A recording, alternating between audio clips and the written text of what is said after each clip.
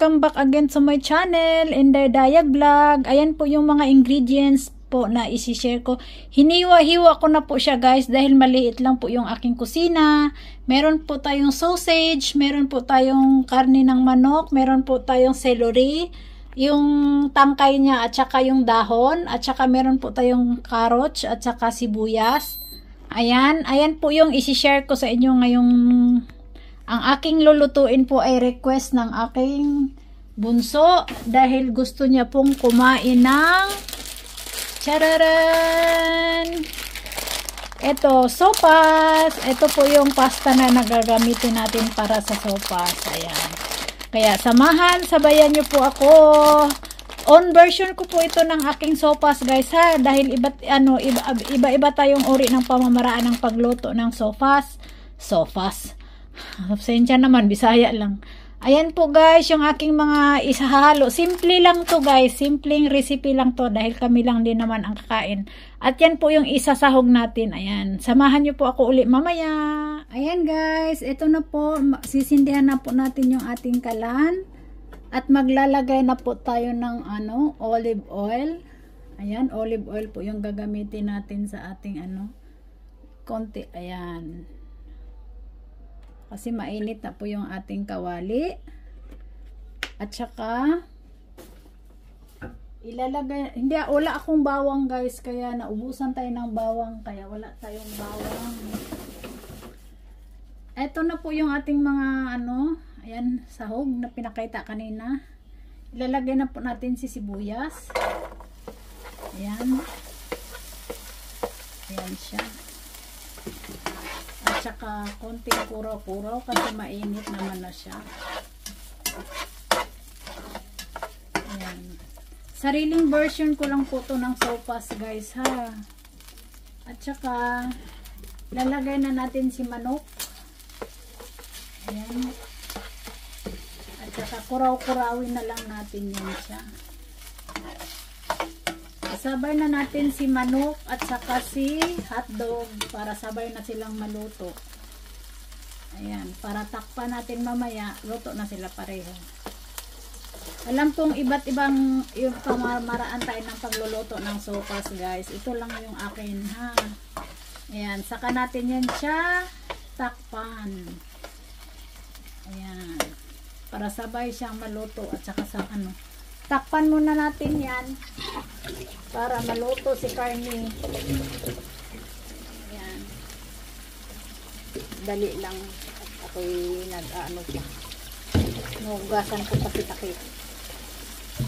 Ayan.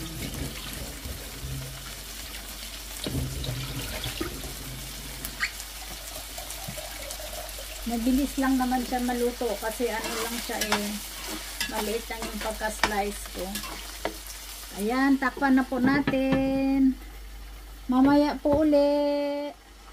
Ayan guys, pagkalipas ng mga ilang minuto, ayan na po siya. At ngayon na po tayo maglalagay ng timpla. Maglagay tayo ng kalahating nor para may lasa siya. At saka lagyan natin ng ito yung cooking salt natin.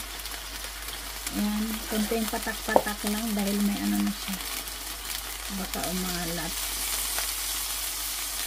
Para dagdagan na lang mamaya kung mabuti na yung matabang kaysa maalat guys. Para nakaisa natin yung lasa. Ayan.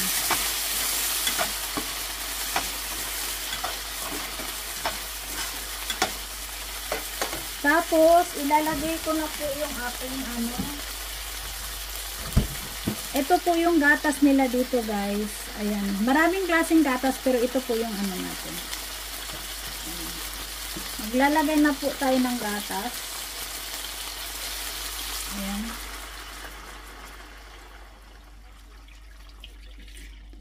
Ayan. Ganyan lang po muna kadami kasi lalagyan pa naman natin ng tubig yan mamaya.